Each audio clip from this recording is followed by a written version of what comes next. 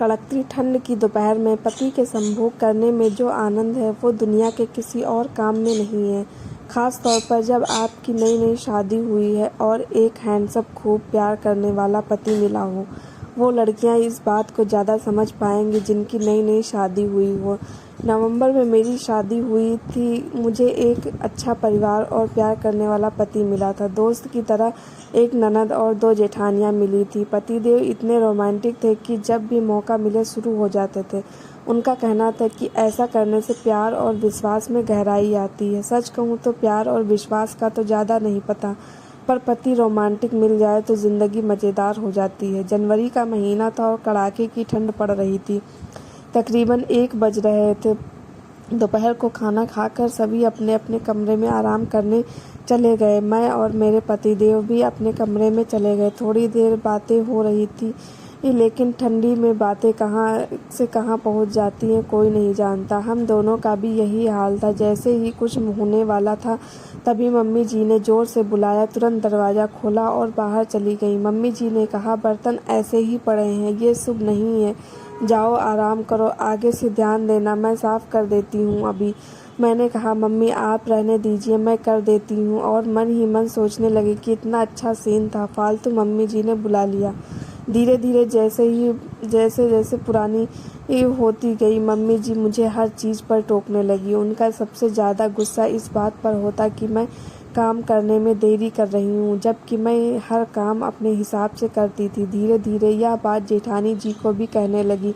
एक दिन सभी को ऑफिस जाना था, लेकिन नाश्ता और लंच तैयार नहीं हो पाया। इस पर माँ जी ने हमें डांटा। शाम को जब पतिदेव घर आए तो मैंने यह बात बताई तो वो मेरे ऊपर ही बोलने लगे कि तुम्हें ध्यान देना चाहिए, ऑफिस का समय इधर उधर नहीं हो सकता। धीरे धीरे पता नहीं कैसे शाम का खाना जो पहले 8 बजे तक हो जाता था अब 11 बजे तक होने लगा था।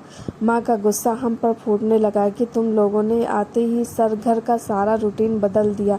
11 बजे खाने के बाद सोते सोते 1 बज जाता और सुबह उठने में तकलीफ होती, फिर नाश्ता बनाने में आलस आता। हम दोनों देरानी जेठानी इस चक्कर में पड़ गए कि है जल्दी से बिना मेहनत का खाना बना दे। इस बात का फ्रस्ट्रेशन पति देव और बड़े भैया में भी देखने को मिलने लगा था, लेकिन गलती कहाँ हो रही थी समझ में नहीं आ रहा था। धीरे धीरे घर की शांति भी भंग होने लगी। जो आदमी शादी के समय इतना प्यार करता था वो अब हर सवाल का जवाब चिढ़कर देने लगा। फिर एक दिन हद हो गई। सासू माँ ने हम दोनों से कहा कि तुम दोनों अपना फ़ोन मुझे दे दो। हम दोनों को गुस्सा आता है, मैं तो कुछ भी नहीं बोलती, पर जेठानी जी बोल देती हैं कि मम्मी घर रहने दीजिए, इसे जेल मत बनाइए। उन्होंने एक ना सुनी और फ़ोन ले लिया और कहा, अब से फ़ोन सिर्फ दोपहर 1 बजे से रात 7 बजे तक मिलेगा। हमें अपनी सास का यह रवैया काफ़ी ख़राब लगा। 2 दिन बाद रक्षाबंधन था। मैंने माँ और पापा से सारी बात बताई। जब मैं अपने भाई को राखी बांधने गई थी, मेरी माँ और भाई भड़क गए और बोले कि अभी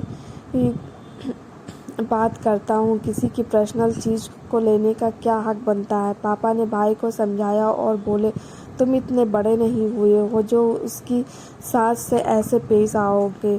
फिर पापा मुझे कोने में ले जाते हैं और बोलते हैं, बेटा तुम्हारी सास तुमसे उम्र में बड़ी है, एक बार उनकी बात मानो, आखिर इसमें कुछ सच्चाई हो। मैं घर आती हूँ और अगले दिन सुबह जल्दी उठकर खाना बनाती हूँ, समय पर सबको खाना देती हूँ और घर के सारे काम भी निपटा देती हूँ। लगभग 1 महीने बाद मुझे और मेरी जेठानी को यह बात समझ में आई कि हम दोनों का हाथ धीमा क्यों चल रहा था।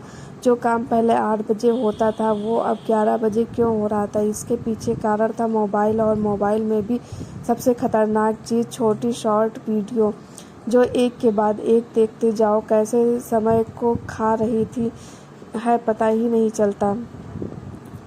मैंने यह भी देखा कि जब से शॉर्ट देखना बंद किया, किसी चीज़ पर ज़्यादा ध्यान टिकने लगा, कोई भी बात काफ़ी जल्दी समझ में आने लगी। और सबसे बड़ी बात, पहले घर का सारा काम करके 2 बजे खाली होते थे, अब 12 बजे हो जाते हैं। मुझे और जेठानी जी को इस बात को समझने में समय लगा, लेकिन आज 1 साल हो गया। अब सुबह उठकर फ़ोन न देखना अपने आप में एक अच्छी आदत बन गई है।